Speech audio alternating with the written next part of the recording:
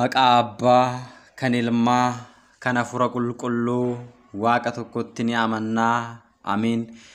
Kabajamtootaaf jaalatamtootaa hordoftoota chaanaalii Dhangaa Lubbuu Miidiyaa lafaaf bakka jirtanitti nageenyi Waaqayyo isiniif haa baay'atu. Akkam jirtu? Galanni ulfinni Waaqayyoodhaaf haa ta'u. Ani nagaa kooti. Guyyaa har'aa kanaa kan waliin ilaallu kadhannaa yeroo dhibee yookiin yeroo dhukkubaa kadhatamu kan jedhu ilaalla. Macaafa raajicha Isaayyaas boqonnaa 38 lakkoofsa 1 irraa kaasnee gaafa dubbisnu mooticha Hisqiyaas kan jedhamu erga dhukkubsatee booda Waaqayyo Gooftaan raajicha Isaayyaasiin gara mooticha Hisqiyaasitti ergee jedha. Ati ni duuta malee hin jiraattu. Kanaafuu guyyaa boqonnaa keetti wanta barbaachisu qopheessisii ittiin jedhee jedha. Hisqiyaasis gara mana isaatti ol galee kadhannaadhaan gara Waaqayyootti ni boo'e. Boo'ichi isaas kadhannaan isaas fuula Waaqayyoo ni qaqqabee umurii kee irratti waggaa 15 siif dabaleera ittiin jedhe Waaqayyo Gooftaan. Kanaaf egaa nutis yeroo rakkoo keenyaatti, yeroo dhiphinaatti, yeroo dhibeetti kadhannaa kadhachuun nurra jiraata. Kana gaafa jennu kadhannaawwan idilee akkuma jiranitti ta'ee kadhannaa yeroo dhukkubaa yookiin yeroo dhibee kadhatamu addadha. Kadhannaa kana maal jennee kadhannaa kan jedhuuf akkana jennee kadhanna. Maqaa Abbaa kan Ilmaa kan Hafuura Qulqulluu Waaqa tokkotti ni amanna. Amiin. Yaa Waaqayyo Gooftaa koo mooticha Hisqiyaas yeroo hanga du'aatti dhukkubsate laphee qulqulluun gara keetti ni kadhate baay'isees ni boo'e.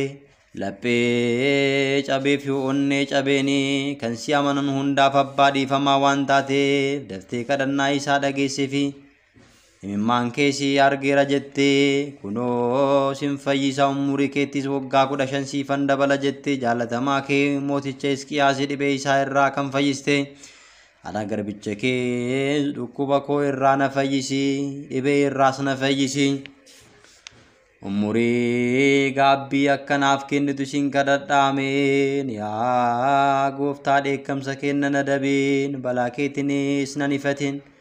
dhukkubsadheeraatii yaa Gooftaa na fayyisi lapheen koo jeeqameera yaa Gooftaa ati dhiifama naaf taasisi lubbuun koos baay'ee ni jeeqamte yaa Gooftaa amma yoomitti yaa Gooftaa ati deebii lubbuu koos fayyisi waa'ee gaarummaa keetiif jedhiitii ati na fayyisi du'atti kan si yaadu hin jiru si olitti kan si galateeffatu eenyudha? Dhiphina imimmaan kootiinis dadhabeera halkan guutuu siree koo nan dhiqaa yaa Gooftaa Abbaa humna koo sin jaalladha Waaqayyo itti siqeenya koo hambaa koo qoricha koo yaa Gooftaa isattis kan amanamtu gaanfi fayyina kooti itti siqeenya kootis galanni kan galuuf Waaqayyoon nan waammadha diina koo irraa nan oola. Yeroo tanneen du'aa na qabatee dhangala'ii ammeenyas na sodaachise tanneen si oliis na marsee kiyyoon du'aas narraa ni ga'u. Yeroon dhiphadhe Waaqayyoon nan waammadhe gara Gooftaa kootitti nan iyyee mana qulqullummaa isaatti sagalee koo na dhaga'e iji koos fuula duraa isaatti gara gurra isaatti ni seene. Yaa Gooftaa ati nan gatiin yaa Waaqayyo narraa hin fagaatin yaa Waaqayyo qoricha koo na gargaaruudhaaf ariifadhu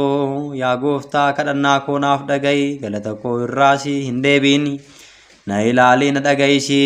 rifannaan du'aas na qaqqabeera sodaa fi hollachuun natti dhufee dukkannis na dhokse ani garuu gara Waaqayyootti nan iyye. Waaqayyo sana dhaga'e halkanii fi ganamas guyyaa sana dubbadha naan iyyasi jecha koos na dhagaha yaa Gooftaa dhiifamni kee baay'eedha na dhaga'i akka baay'ina gara laafummaa keetti jecha koo naaf dhaga'i garbicha kee irraa fuula kee hin deebisin dhiphadheeraa dafii na dhaga'i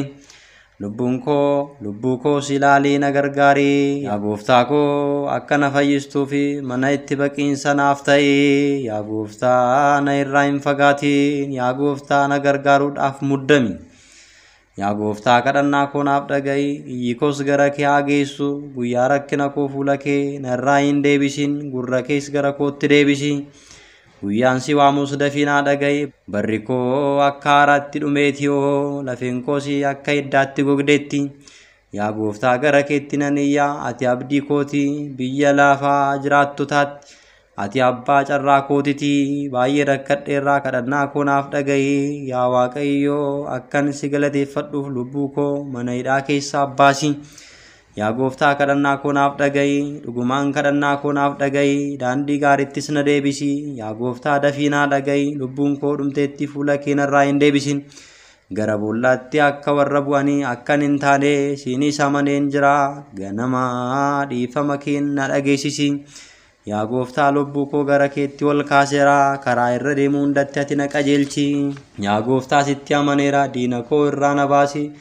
ati gooftaa kooti eeyyama kee akka raawwadhuuf na barsiisi hafuurri kee qulqulluun karaa kee irraa na qajeelchu yaa gooftaa waa'ee maqaa keetiif jedhii jiraataa na taasisi waa'ee dhugummaa keedhaaf jedhii lubbuu koos rakkina keessaa baasamin yaa waaqayyo gooftaa koo kadhannaa koo dhageessee laphee waaqayyo kan jedhamu daawitiin faaruu galataaf naaf dhaga'i yaa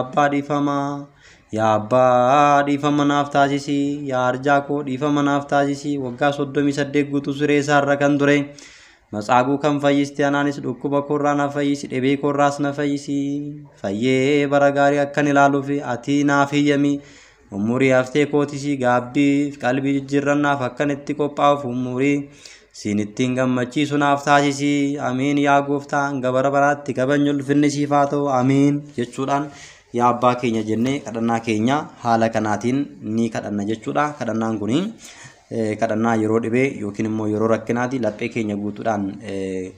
yoo nuti kan kadhannu ta'e waaqayyoon kadhannaa keenya nuuf dhagee cubbuu keenya yakka keenya badii keenya balleessaa keenya hunduma nuuf dhiisee akkuma Hisqiyaasitti umurii keenya irratti umurii nuuf dabaluu danda'a akkuma matsaaguu siree dhukkubaa irraa nu kaasuu danda'a akkuma dubartii waggaa 12 dhukkubsachaa turte nu fayyisuu danda'a waan ta'eef waaqayyo gooftaan hunduma keenya akka nu fayyisuuf yeroo rakkattan yeroo dhibee irra jirtan yeroo keessi keessan jeeqame kadhannaa kana kadhachuu ni dandeessu.